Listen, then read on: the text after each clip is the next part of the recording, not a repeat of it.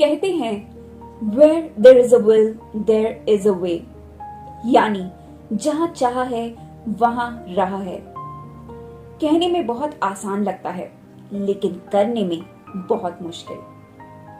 ये कहावत American businesswoman Lisa Nichols पर पूरी तरह लागू होती है।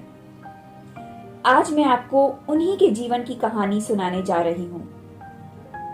लीजा निकोल्स आज के वक्त की सर्वश्रेष्ठ पब्लिक स्पीकर और मोटिवेशनल स्पीकर्स में से एक मानी जाती हैं।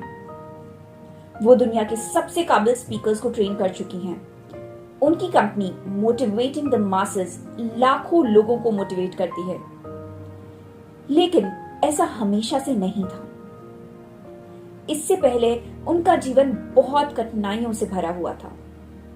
आज भी जब वो अपने जीवन के स्ट्रगल्स के बारे में बताती हैं, तो वो खुद भी और सुनने वाले भी रो पड़ते हैं। वो एक अफ्रीकन अमेरिकन वुमन हैं और उनका जन्म बहुत ही गरीब परिवार में हुआ था। एक ऐसा वक्त था जब उनके पास इतने पैसे भी नहीं थे कि वो अपने बच्चे के लिए खाना खरीद सकें। ना ही उनके पास कोई रोजगार था। उस पर उन्हें अपने छोटे बच्चे का भी पालन पोषण करना था। इस वक्त वो पूरी तरह टूट चुकी थी।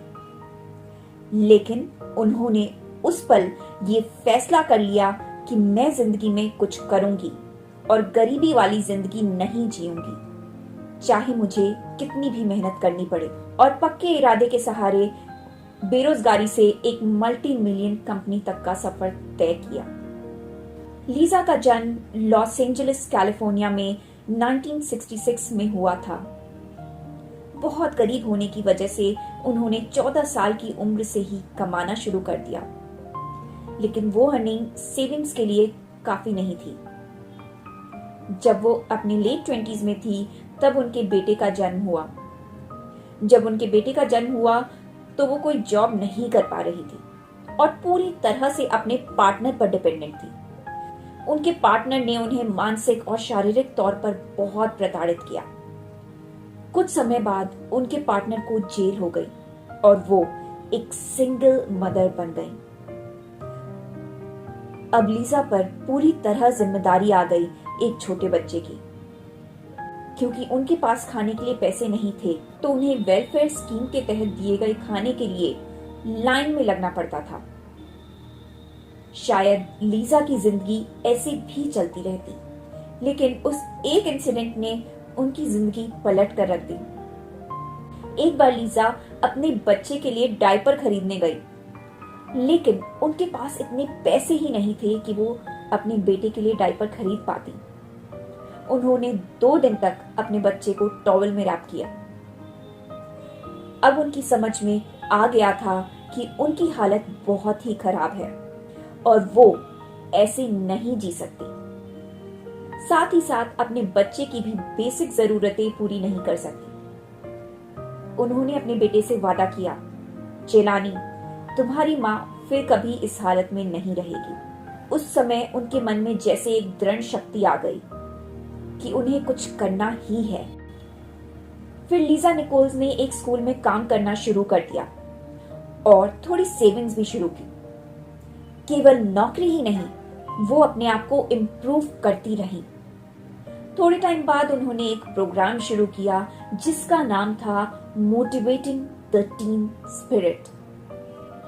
उनका मानना था कि हर टीनेजर को एक हेल्दी और हैप्पी एनवायरनमेंट मिलना ही चाहिए, फिर चाहे वो किसी भी रेस या किसी भी रिलीजन का हो।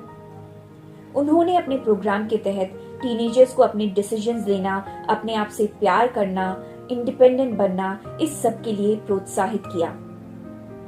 वो इस काम में निस्वार्थ भाव से लगी रही। ये प्रोग्राम वो बिना किसी प्रॉफिट के करती थी।